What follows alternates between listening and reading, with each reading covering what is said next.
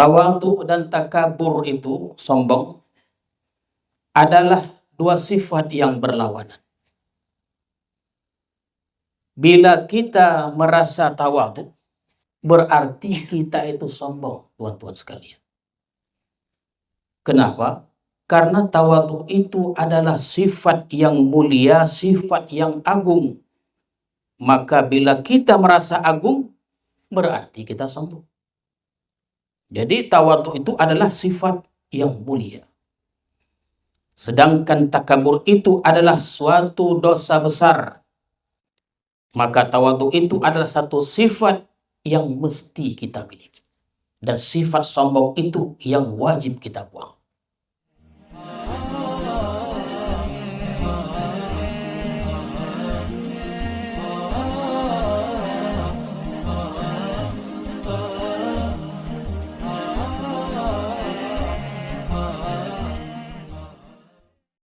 Bismillahirrahmanirrahim. Assalamualaikum warahmatullahi wabarakatuh.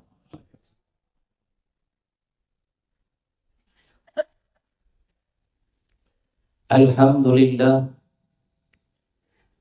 Alhamdulillahilladzi ja'ala at-tawadhu'a akhlaqal anbiya wal mursalin wal awliya'i was salihin. Ashhadu an la ilaha illallah wahdahu la syarika lah, rabbus samawati wal ardiyyin. Wa ashhadu anna sayyidana Muhammadan abduhu wa rasuluhur rahim bil mu'minin. Allahumma salli wa sallim wa barik ala sayyidina Muhammadin imamil mutawadhi'in wa ala alihi wa sahbihi wa zurriyatihi wa atba'ihi ajma'in. Amma ba'd.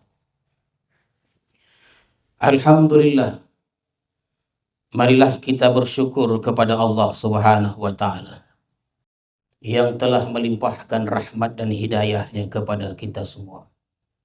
Allah memberikan kita kekuatan, kesehatan, kesempatan sehingga kita dapat bertemu kembali di majlis ilmu ini. Mudah-mudahan kita senantiasa dalam rahmat Allah Subhanahu wa Ta'ala. Selawat dan salam kita ucapkan dan kita sampaikan kepada Rasulullah sallallahu alaihi wasallam beserta keluarga, para sahabat dan para pengikut-pengikut beliau dengan mengucapkan Allahumma shalli ala sayyidina Muhammad.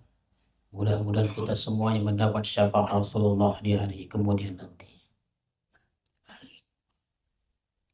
Al-hikmatus saminatu wassalasun ba'dal mi'atis saniyah minal hikamil atahiyah. Qala al-imam al-arif billah Ahmad ibn Atha'illah as-Sakandari rahimahullah wa nafa'ana bi ulumihi wa asrarihi. Kata beliau, man asbata li nafsihi tawadhu'an fahuwal mutakabbiru haqqan. Idh laysa tawadhu illa an rif'atin. Famata asbatta li nafsika tawadhu'an fa antal mutakabbir. Barang siapa yang menetapkan dirinya akan sifat tawadhu, maka dialah sesungguhnya orang yang takabur. Karena tidak ada tawadhu itu melainkan dari ketinggian, rif'atin. Maka bila mana engkau menetapkan diri engkau bersifat tawadhu, famata asbatta li nafsika tawadhu'an fa antal mutakabbir, maka engkau adalah orang yang sombong. Begitulah lebih kurang terjemahannya. Tawadhu dan takabur itu, sombong, adalah dua sifat yang berlawanan. Bila kita merasa tawadhu, berarti kita itu sombong, tuan-tuan sekalian. Kenapa? Karena tawadhu itu adalah sifat yang mulia, sifat yang agung. Maka bila kita merasa agung, berarti kita sombong.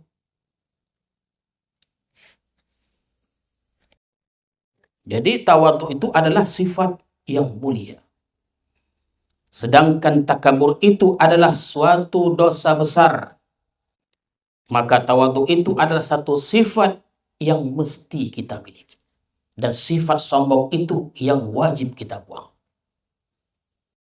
Bersabda Rasulullah sallallahu alaihi wasallam, kata beliau, la yadkhulul jannah man kana fi qalbihi mithqalu habbatin min khardalin min kibrin.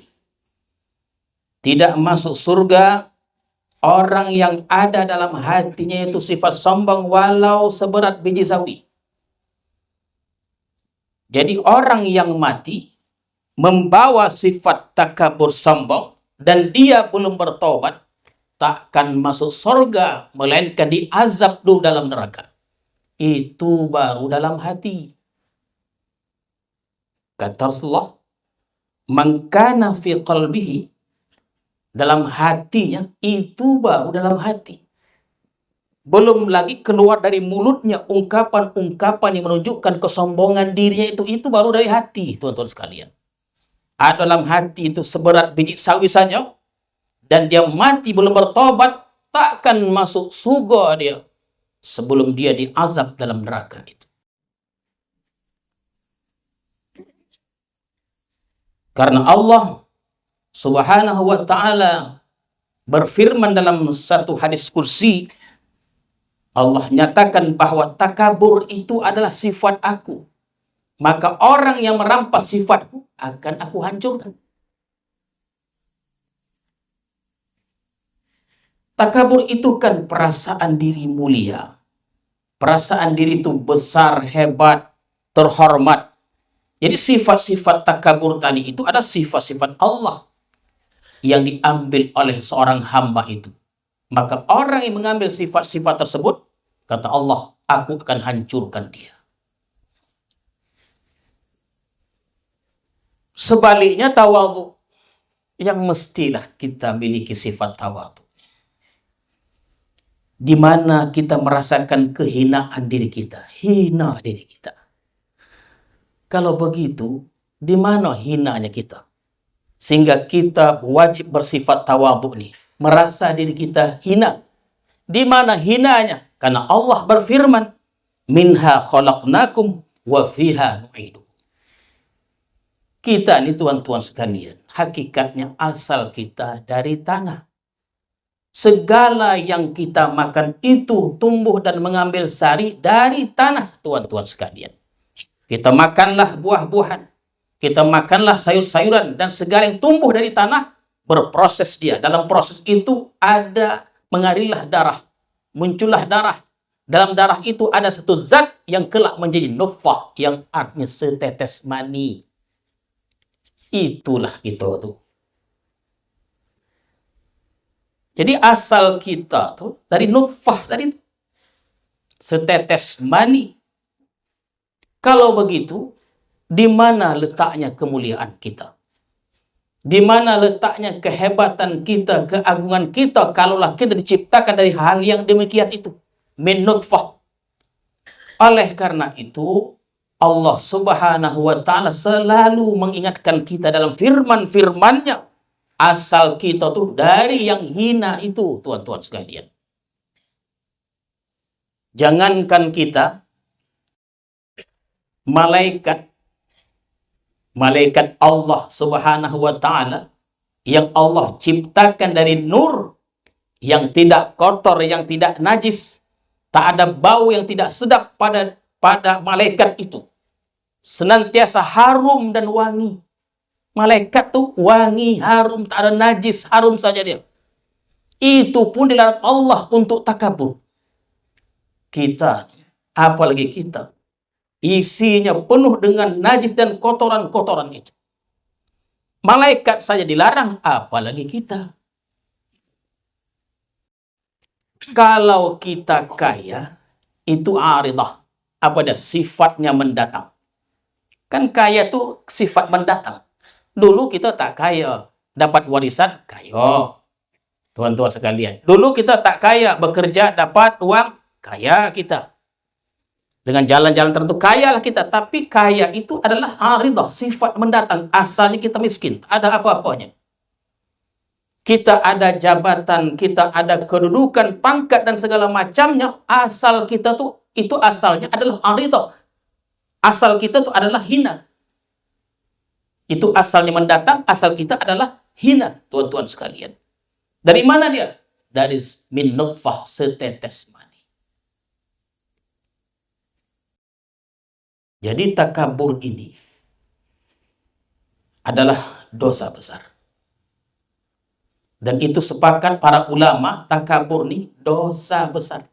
Bahasa Islam, dosa besar. Kenapa? Karena dosa takabur ini dia tidak akan bisa dihilangkan dengan sembahyang 5 waktu nih. Sembahyang maghrib kita nih takkan bisa menghilangkan, menghapus takabur. Berjus-jus kita baca Quran untuk menghilangkan takabur, tak bisa. Zikir kita sekian ribu supaya hilang, tak bisa dia. Kenapa? Karena Rasulullah pernah bersabda bahwa sembahyang itu menghapus dosa antar sembahyang itu. Sembahyang zuhur kita itu menghapus dosa dari subuh hingga zuhur. Sembahyang asar kita terhapuslah dosa kita dari zuhur hingga asar. Asar maghrib dan seterusnya, tuan-tuan sekalian. Jadi kalau begitu mesti ada taubat, mesti ada istighfar yang khusus, tuan-tuan sekalian, untuk menghilangkan takabur ini. Jadi kalau kita punya dosa besar, tidak bertaubat, lalu kita mati, Allah sudah berjanji, qasamtu, aku akan hancurkan dia.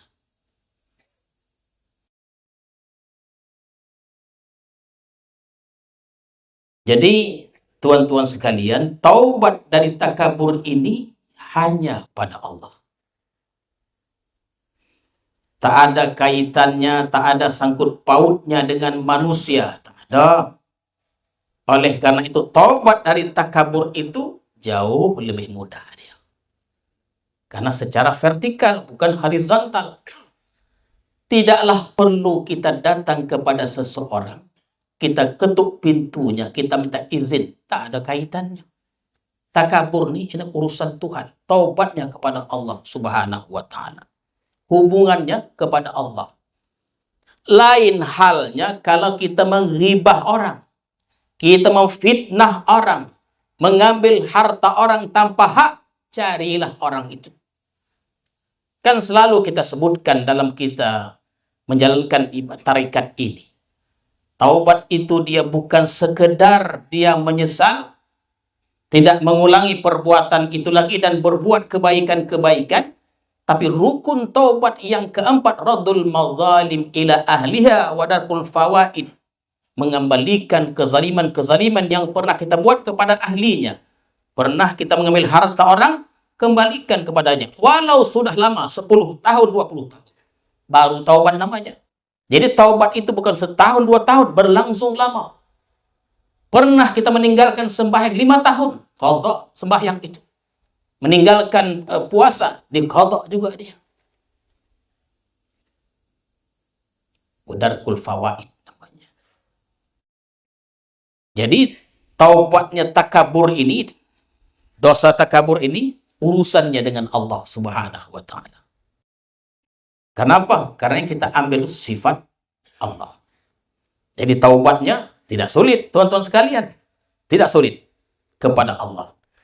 Maka di antara taubat itu yang dapat kita baca setiap hari dan kita amalkan, taubat dari takabur ini di antaranya adalah bacaan astaghfirullahal azim wa atubu ilaih minal kibri.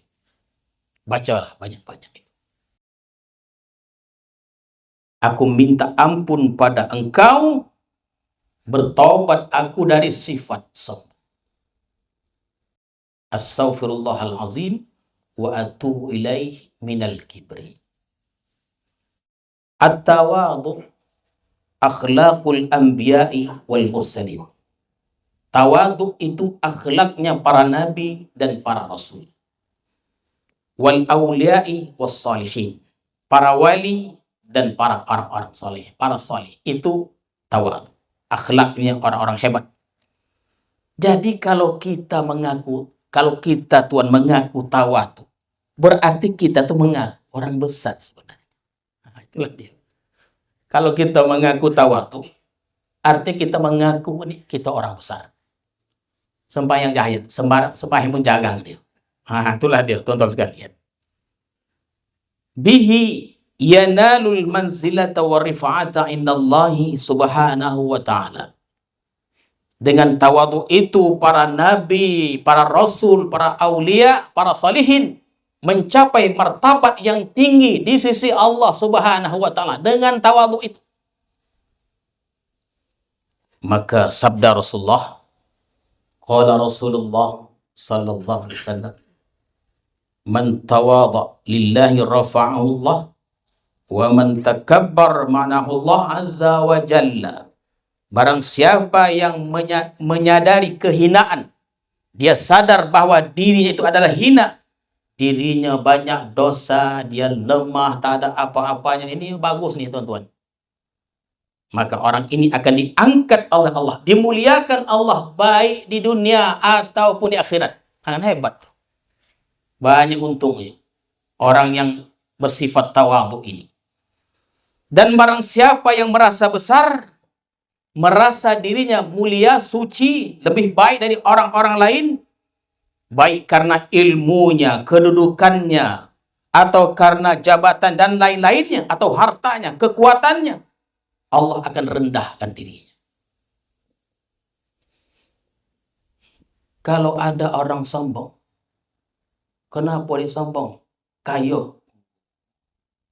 Iyo pulo. Nah, itu begitu dia. Itu orang yang sombong karena kekayaannya, Allah akan rendahkan. Kenapa dia? Kaya. Itu sombong kenapa? Kepala dinas. Oh iyalah, patutlah di kampung kita kau belum ada kepala dinas lagi. Begitu punya.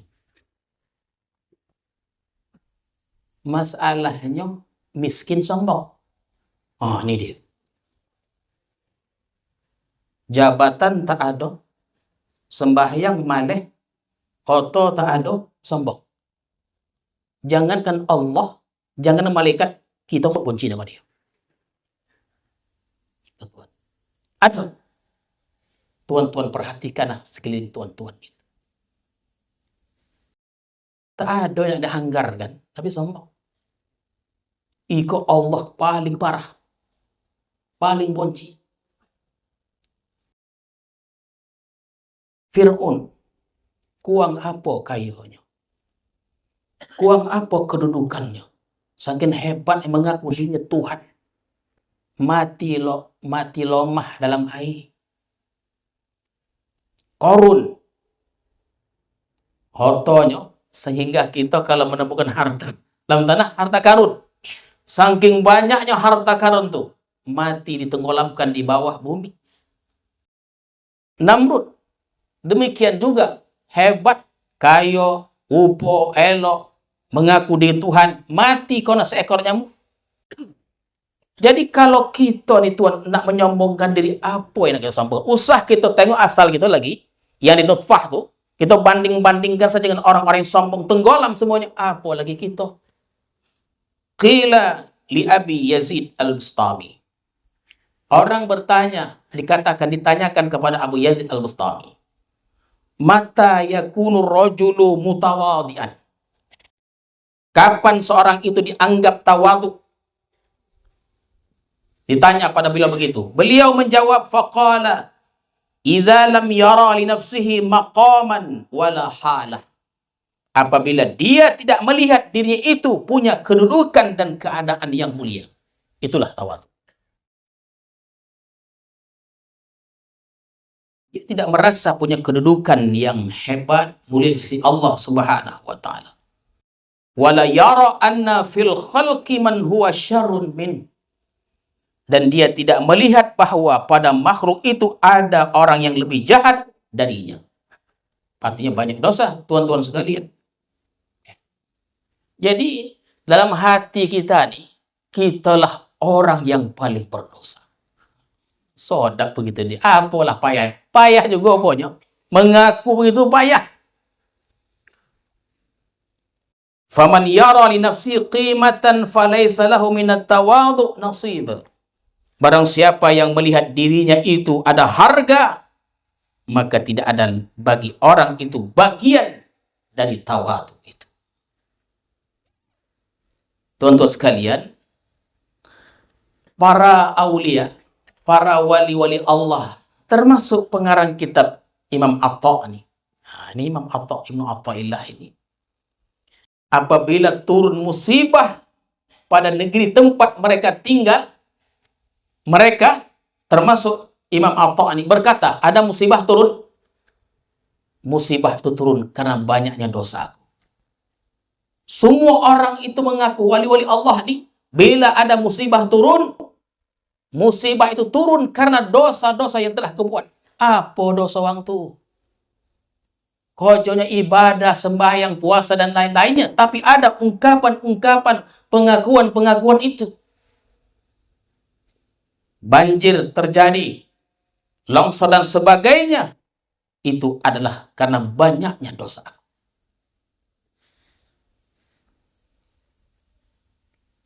Kita kadang kita adalah mudah menuduh. Datang banjir bala, oh itu fulan tuh.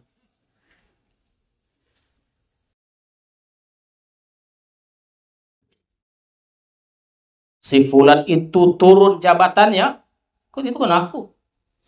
Penakut. Sakit dia. Makanya kalau dia mau pergi, bilang sama aku. Supaya aku ridho. Kalau tak ridho, sakit dia nanti. Ikalah ungkapan-ungkapan seperti inilah yang mesti kita hilangkan. Tak boleh bercakap begitu. Semua kena aku. Aku dan aku. Para aulia Allah mengaku kalau dosa, kalau banjir datang itu karena dosa-dosaku.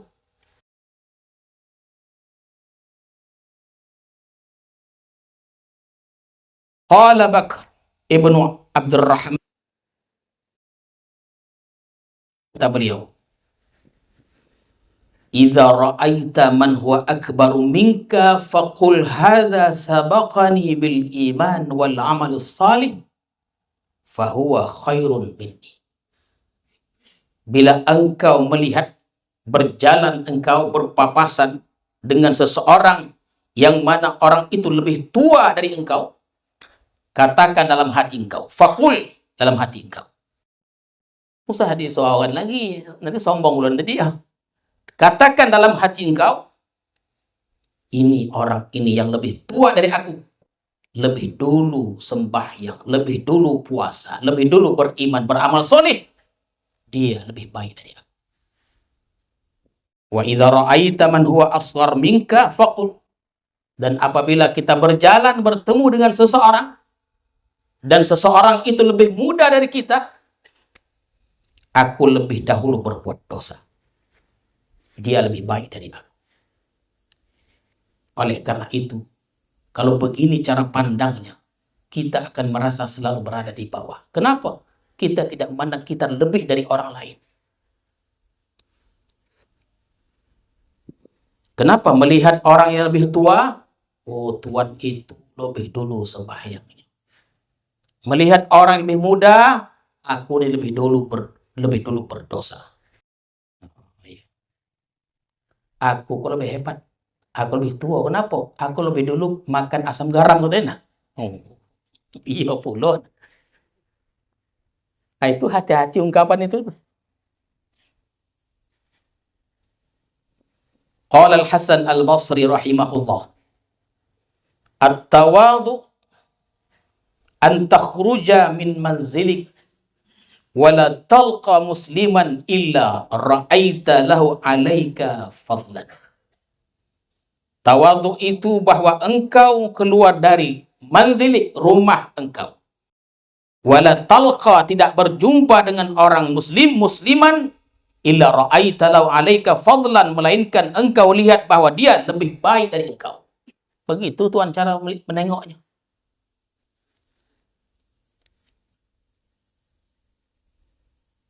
Wa qala ba'duhum man ra'a li nafsihi qimatan 'alal kalbi. Jadi sebahagian berkata, ada yang berkata begini teman-teman sekalian.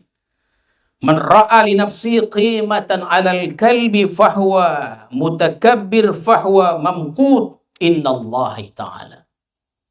Barang siapa melihat anjing, dirinya itu berharga dari anjing, melihat anjing dan anjing lebih berharga dari dirinya itu, maka itu orang sombong dan dimurkai oleh Allah Subhanahu wa taala. Wa qala ba'du, berkata sebagian mereka. Artinya, pandangan ini mengatakan jangan kita memandang binatang-binatang itu, anjingnya, ayamnya, kambingnya itu lebih baik dari kita. Kenapa? Karena binatang-binatang itu tak ada dosanya. Kalau mati binatang itu, tamatlah riwayatnya. Kita mati membawa dosa.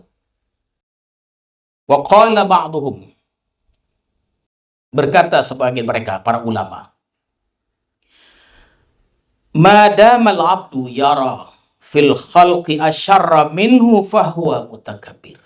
Hebatnya tuan-tuan sekalian. Selama seseorang itu, seorang hamba itu melihat, menganggap di makhluk ini ada yang lebih jahat daripada dia, maka dia masih dikatakan sombong. Tengok tuh. Tadi dikatakan kitalah yang paling jahat. Tak ada peluang kita melihat ada orang yang lebih baik, tak ada. Jadi tuan-tuan sekalian, karena berhubung tawadhu ini adalah sifat yang ada dalam hati. Tawadhu ini kan sifat yang ada dalam hati kita. Kita pun tak tahu juga sepenuhnya, karena dia berada dalam hati. Akan tetapi para ulama memberikan tanda-tanda orang tawadhu secara zahir. Yang batin mungkin tak tahu kita. Tapi para ulama memberikan tanda-tanda mana orang tawadhu itu secara zahirnya. Ukurannya. Kita mengukur yang zahir tuh. Maka kata mereka, di antaranya, minha yakbalul haqqa mimman qala. Tuh tandanya, di antaranya itu. Orang yang tawadhu itu, yang merasa hina di muka bumi ini, tandanya dia menerima yang benar dari siapapun yang keluar mengatakannya. Mengatakan kebenaran itu siapapun orangnya. Baik anak-anak atau orang kecil, bahkan orang gila sekalipun, kalau perkataan benar, dia akan ikuti. Kan ada orang tidak mau menerima perkataan-perkataan yang keluar dari mulut orang-orang seperti ini. Kalau tak pejabat menegurnya, tak mau dia. Mesti pejabat yang menegurnya. Kalau bukan pejabat, dia tak mau ikut. Maka kata para ulama, di antara tandanya itu adalah minha yaqbal haqqa mimman qala. Menerima kebenaran dari siapapun yang mengatakannya. Yang kedua, wa minha, setengahnya lagi, yarda bidun min syarafil majalis. Ya, setengahnya lagi tanda orang tawadhu, dia ridha ditempatkan orang di bawah daripada ketinggian majelis.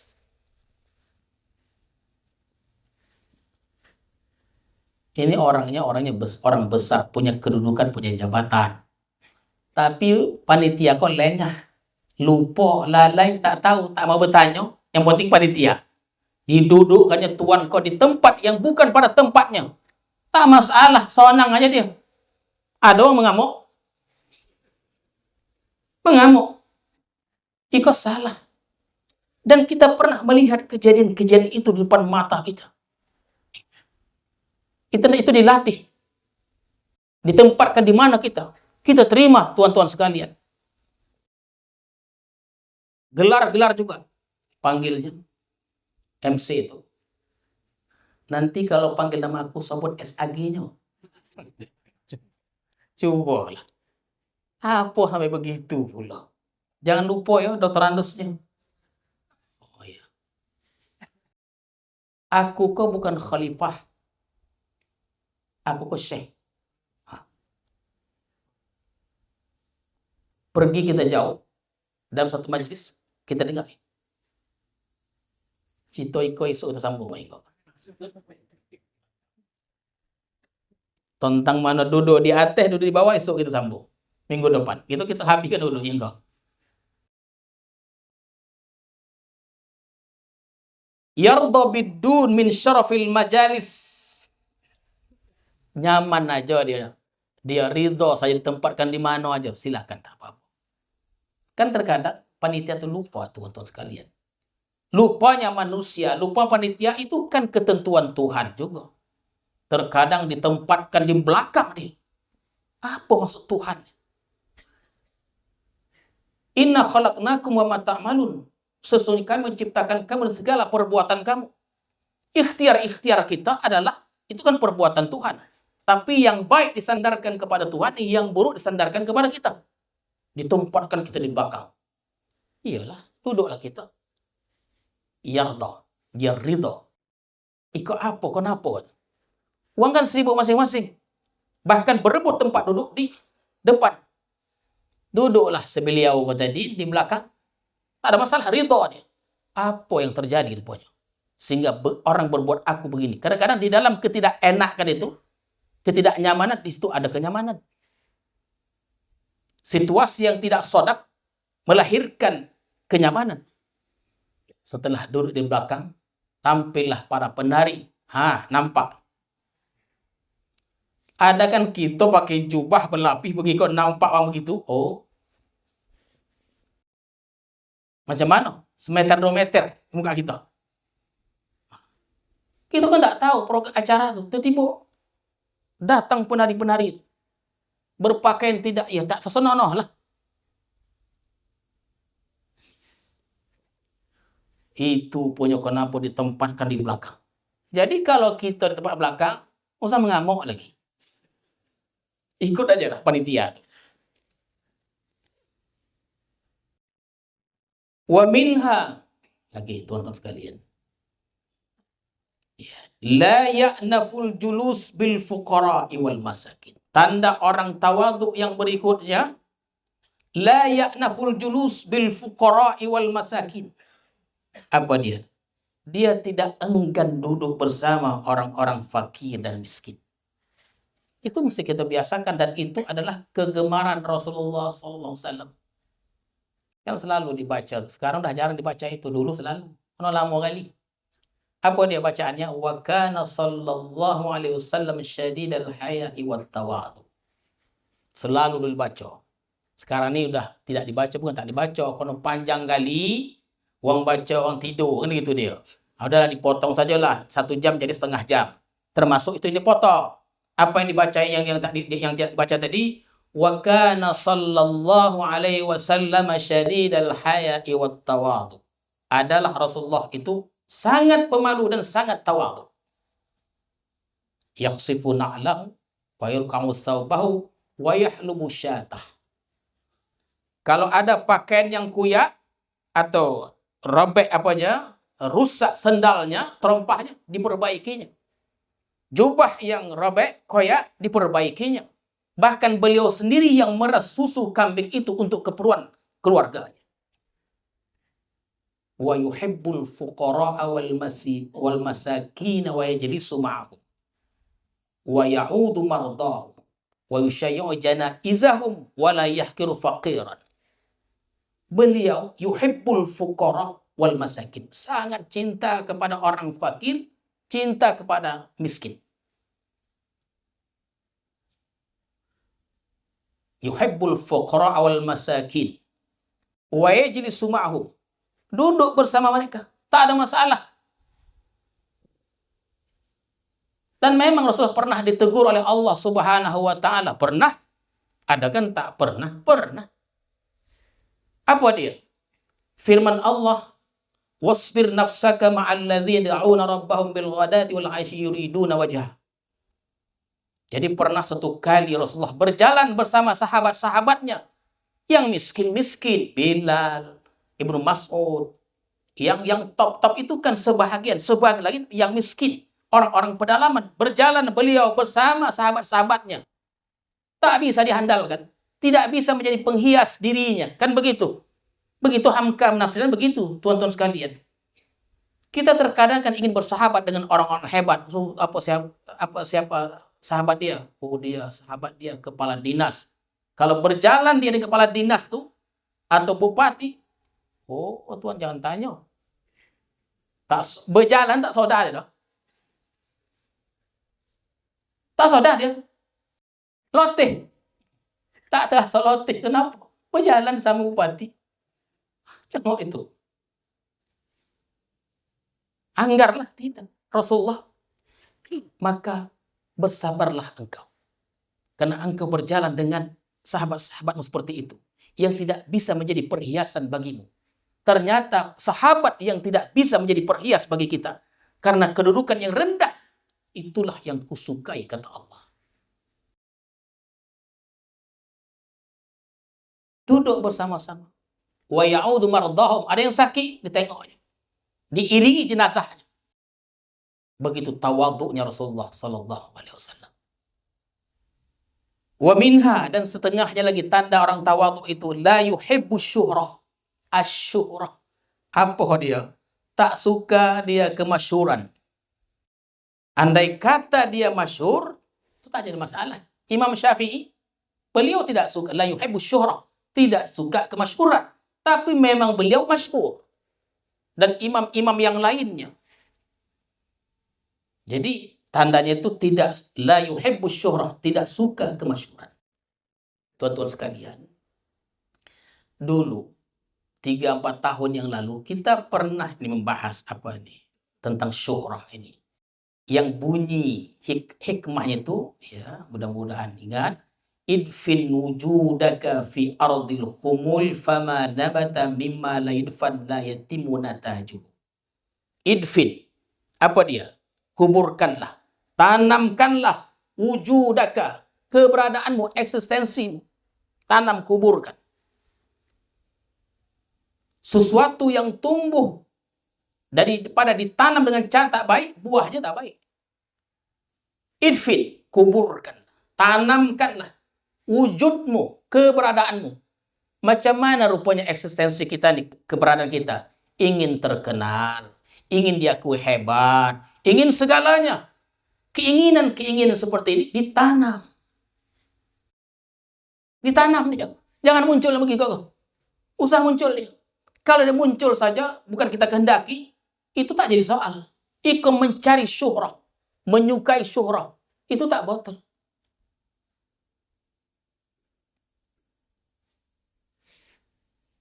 Jadi la yuhibbus syuhrah. Jadi tuan-tuan sekalian, kita yang bersuluk ini kan melatih jiwa. Nah, begitu dia tuan-tuan. Kita orang yang tinggal di suluk ini, kita kan melatih jiwa. Dan jiwa itu dia diibaratkan seperti pohon yang tumbuh. Dan jiwa itu mesti ditanam, dirawat, supaya dia menghasilkan hasil yang baik. Kan begitu. Kan latihan-latihan di rumah suluk itu. Supaya hilang segala penyakit-penyakit tadi. Penyakit ingin terkenal, penyakit ingin dikatakan hebat, mulia, bersih, dan lain-lainnya. Tadi pun ada saya sampaikan di hadapan tamu-tamu kita ramai dari Malaka. Semalam pun ada kita sampaikan. Para pengkaji saya katakan, Syekh Barokan ini beliau terkenal sebagai seorang tokoh. Syekh Barokan ini. Tokoh politik, pejuang kemerdekaan yang luar biasa. Bantuan kepada Indonesia luar biasa. Perjuangannya. Untuk membangkitkan semangat, beliau membeli mesin cetak. Dicetak banyak buku untuk menumbuhkan semangat perjuangan. Bidang ekonomi, beliau berkebun. Kebun sangat luas. Segala macam tumbuh-tumbuhan, punya tambak dan lain-lainnya. Orang kaya. Beliau alim, wara' zuhud. Beliau pun punya keramat. Para pengkaji hanya melihat beliau dari sudut ketokohan itu. Tapi terkadang kita melihat dari sudut kekeramatannya. Oh, Syekh Barokan adalah orang yang keramat. Itu saja yang ditonjol-tonjolkan keramat-keramat. Memang beliau orang yang keramat. Kalau kita ceritakan keramat Syekh Barokan ini, tak habis-habis, tuan-tuan. Begitu keramatnya beliau. Yang tidak kita inginkan murid-murid tarekat ini ingin keramat juga. Begitu. Ingin keramat juga. Itu pernah kita sebutkan. Seorang khalifah bertanya pada saya. Dia pulang ke kampungnya. Ditawarnya air. Tuan, tolong tawarkan air ini. Di kampung, di keluargaku ada orang sakit. Dibacanya Fatihah sepalingnya. Banyak dong. Bukan satu juz. Satu juz mau lama bona. Pogilah uangnya. Fatihah aja lah. Uang bismillahirrahmanirrahim cukup lagi. Botah. Macam mana Tuan? Kalau Tuan merasa gembira dengan itu, itulah tanda Tuan terhijab kepada Allah. Kita teruskan sedikit lagi, 1 menit lagi. Wa minha la ya'nafu ayyashraba min su'ri akhihi. Tanda yang berikutnya, tidak enggan minum bekas saudaranya. Di zaman Nabi orang minum 1 gelas. Pusing dia. Ya. Entah kalau gitu bersih lah pula. Ayo mandi, bau wangi. Masuk gigi semuanya bau orang mau. Ego bagi tidur, mau bersama. Pikir uangnya. Yang terakhir, wala ya'naf al-akla ma khadimih. Bahwa dia tidak enggan makan semeja dengan pembantunya, dengan khodamnya. Itulah tuan-tuan, dilatih gitu. Karena kalau tak kita latih, itu kan mati juga tuan-tuan sekalian.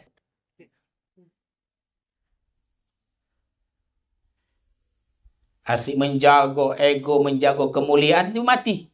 Di mana kemuliaan itu? Tak ada dia. Mudah-mudahan kita diberi kemudahan untuk bersifat tawadhu dan Allah jauhkan kita dari sifat takabur. A'udzubillahi minasyaitonirrajim. Bismillahirrahmanirrahim. Allahumma ja'al jam'ana hadza jam'an marhuma wa tafarruqan ba'da tafarruqan ma'suma. Wa sallallahu ala sayyidina Muhammadin wa ala alihi wa sahbihi ajma'in. Walhamdulillahirabbil alamin. Assalamualaikum warahmatullahi wabarakatuh.